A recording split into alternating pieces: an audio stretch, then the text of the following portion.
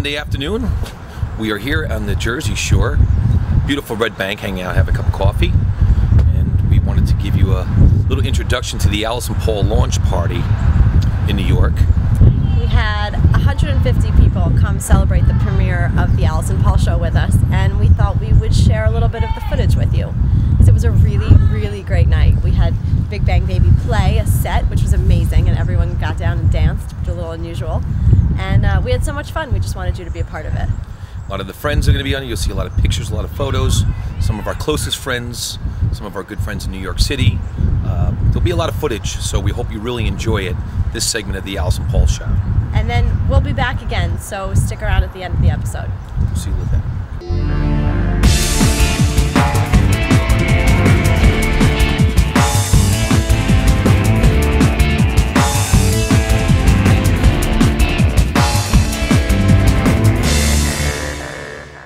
Alright, well, we're back. After you've seen all the footage from the Alison-Paul Show, this is a little segment that we wanted to do to have our viewers get to know us a little bit better, so we figured we would interview each other. We have a couple surprises hopefully in store, and we don't know what we're going to ask each other yet, so we're taking each other by surprise too. We figured we'd do it outside, we're relaxed, it's a little breezy out, so we wanted to get the full effect, and I'm not really sure what kind of questions she wrote up for me. I have some questions for her as well, so we're going to surprise each other by asking questions that we didn't kind of precursor before we did the meeting, so it's more of a surprise. So, all right, well, why don't you start with me then? Okay, wow. Well, here we go, everybody. It is. All right, Paul. So you're stuck on a desert island, right? All right. Beautiful out, but you're the only one there. You get to take one thing with you to keep you company, and you get to have one album on your iPod that for some reason miraculously works while you're there. Now, do I get to take a specific person on the island with me? No, not a person, a thing. A thing? A thing. Well, that would probably have to be some kind of seed for food. Oh, smart. So this way I can grow something so I can survive by eating, no? Yeah. It's either that or I would just have maybe a blow-up poster of Halle Berry next to me. I mean... Gotta be a boy. Yeah, well, you know, I mean, seeds of love. That could grow something too. Now I got my questions right here too. Let me see. Wait, you didn't answer the end of my question. What? You get an iPod that works for some reason, but it's got one album on it. It's got one album on it. This oh, one I know what album. Yeah. Sade, Ordinary Love. Halle Berry, Sade, Ordinary Love, Seeds of Love. Is that perfect or what? Perfect. I love it. You got a whole seduction. I mean, even our producer, on your desert island. Even our producer Rich, we can see behind the camera, is laughing, going, yeah. "Oh yeah." Yeah. Rich is ready to go with you to the desert island. Rich just gave me the thumbs up. So that would be mine. So, all right. So I get to ask a question now. Yes, you do. Good. Let's see. Let's say, because I always love this with her, because she kind of lived two different lives. Define your lifestyle. Oh my God! Define my lifestyle. Define your lifestyle. Do I get an hour to do this? Define the Alison Stewart lifestyle. The Alison Stewart lifestyle is that everything in my world, if I could have it, would be fancy all the time. I'm the girl... You're kidding me. Yeah. No, I'm the girl that drinks orange juice out of a champagne glass. So I want the whole world to be pretty. I want everyone to always have a good time. And I think I try to make my life like that every day. My goal in life is to meet one interesting person every day. And I think that actually kind of defines me. Well, that sounds like a desert island already of fantasy. Yeah, a little bit. Wow. Okay, that was a good answer. Okay. All right, go ahead, hit me. All right. You have, this is going to be hard for him. You have one day, no responsibilities. No BlackBerry, no phone, no computer. Nothing you have to do. What do you do all day? Oh. No BlackBerry, no computer, Nothing. No phone. No responsibilities. You can just do whatever you want for that full day. What's your day like? I would probably sit all day thinking about how to get my computer and my BlackBerry back in my hands. That's what I would probably do. Yeah, right? Because we can't escape. It's hard for you to relax. Yeah, pretty much. I have an input put into my body with a phone and a computer and everything else, but I mean, that would really only be my answer. I mean, I don't know what I would do. Probably I would need electric shock after 3 hours. Right? It's hard. I mean, I thought about this when I was writing these questions. I thought about what I would say. And All right. It's a tough one. All right, I got a question now. All All right, let me see. So if you had one day where you would be on stage with a rock frontman and you had a guitar on your shoulders, what rock frontman would you want to be on stage next to? Besides you? Easy. And you have to know the answer to this already. Steven Tyler. It was a dumb question. It was a dumb Steven question. Tyler's been like my biggest rock crush since I was 5 years old. Steven Tyler does rock. Yeah. He's the epitome of the frontman, yes. And there's something about the fact that he's, you know, aging and he's probably skinnier than I am and he's kind of a mess, but he's still my big rock fantasy.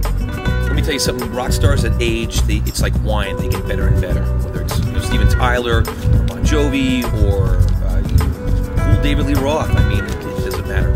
For some reason, rock and roll does, age like fine wine. Yeah. All right, so that hit me. That was a dumb question from my end. Sorry. Well, no, not everyone else wouldn't know that. All right, you ready? This is kind of a serious one. What are you most proud of? What am I most proud of?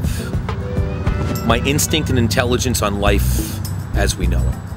Yeah, super instinctual you are. Definitely. I think the best quality to have is to know what's in front of you before you get there. Wow.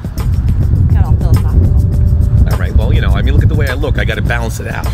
Look at the way I look. I mean, I got to balance it out with some intelligence. But yes, that would be my question. My answer would be that know what's in front of you before you get there. Know what's around the curve before you hit the curve. And that is a real good analogy on life, people, and that's something that I craft very well. Yeah. All right. Well, thanks for that easy question. Okay, here's a good one for her.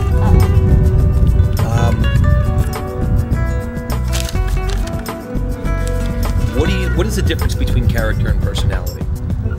And what is better with you, character or personality? You had to do that, didn't you? Yep. Yeah. Wow. Yes, I did. Okay. On a real base level, like someone I'm going to spend a lot of time with, just hanging out socially, definitely personality. I need someone to talk to. I need someone that's going to make me laugh. However, if that person's going to be a true friend, the real meaning of a friend, and someone that I need to work with or really have be part of my life, then definitely character. So I kind of need a good balance of both, I guess, if that's possible. God, do those people exist? It's hard to, because remember something.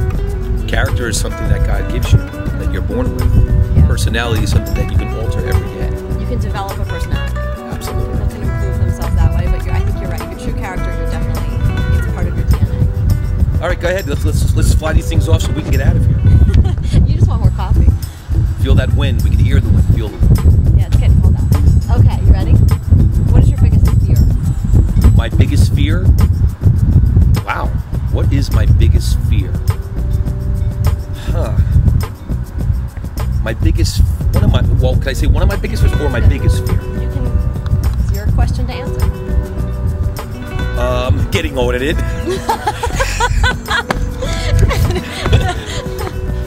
Yeah, well, no, it's not a fear of mine, but I guess the biggest fear of me would actually probably sitting somewhere in a divorce courtroom, getting divorced, and knowing that half of my pay is going to somebody else that might not deserve it, or might deserve it.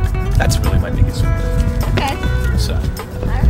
That's the quickest answer I can say. Okay. So, I'll take it. all right. All right. All right. This scrap paper right here. Yeah. This is a good question, and I'm going to end with this question on my end. And even Rich, our producer, is going to listen to this one. He's going, So, if we had an apocalypse and you had no communications, no water, no food, no anything, and you had to pick 5 people to survive with in a post-apocalypse, who would it be? Oh boy. Okay. So here we go. Okay. Number 1, I would take you with me. All right. All right. No question. You're gonna make me laugh, no matter what. Oh, great. Okay. At least I can make somebody laugh. But you're gonna have your whole instinctual thing, and you're gonna plan everything out. We're never gonna get screwed. Okay. I'm gonna take my husband David with us because he was a Marine and he can survive anything, and he's super calm. He can keep me balanced out. My sister would be there with me, no doubt. And Paul knows my sister, and he knows that we are just super silly and funny together, and we would end up having a good time, even though know it was a serious problem. All right, I got 2 more. You got 2 more. I got 2 more. Oh gosh. Interesting. I know. Let's see. All right, I'm gonna have to say I'm gonna take my best friend Stephanie, who's been my best friend since I was a little kid. Why would you take your best friend Stephanie for? Because I think being outside of my family, she knows me better than anybody else, and she's a pretty tough cookie also. So she would help us out. I'm gonna surround myself with really tough people because I feel like I'd be a heap on the floor. And I get 1 more. 1 more. Can we take Steven Tyler? Sure. Or maybe I'll give you a present. We'll take Halle Berry. You know. Well, that would be one of my 5 people too, as well. Because we gotta have eye candy, right? We gotta have eye candy. Absolutely. I mean, Absolutely. All right. So can I throw that question back at you? Because you know that I had to ask you my one question that I ask everybody in the whole world. That now there's no apocalypse involved here. So this is purely entertainment and enjoyment. 5 people at a dinner party, living or dead. 5 people at a dinner party, living or dead. Okay. 5 people at a living party, living or dead. I would probably have to start with Elvis Presley. Oh. I would definitely want to have dinner with Elvis Presley. He was definitely a phenom in the 20th century. He would definitely be one of them. The other one would be FDR, Okay. President Roosevelt, Ronald Reagan, Gene Simmons. Of course. Of Kiss. We have to have entertainment. I had to have entertainment and brilliance. Yes, I would. Absolutely. And Halle Berry. And we have a little Halle Berry theme going on here. This is what I love. So that would be my 5. That would be my 5 at the start that I would want to have dinner with. And why would I want Halle Berry there? Because it's a great showpiece on my arm. And she's very intelligent as well. Good. It's the eye candy. Yeah. We can't go anywhere without it. Well, there you have it. We kind of did a little pseudo interview between us two. And, we hope you feel like you maybe know us a tiny bit better now. And we'll come back again and do this some more questions. Yeah, we will do that. Until then, we will see you at the next show. Alison-Paul, signing off. Bye, everybody.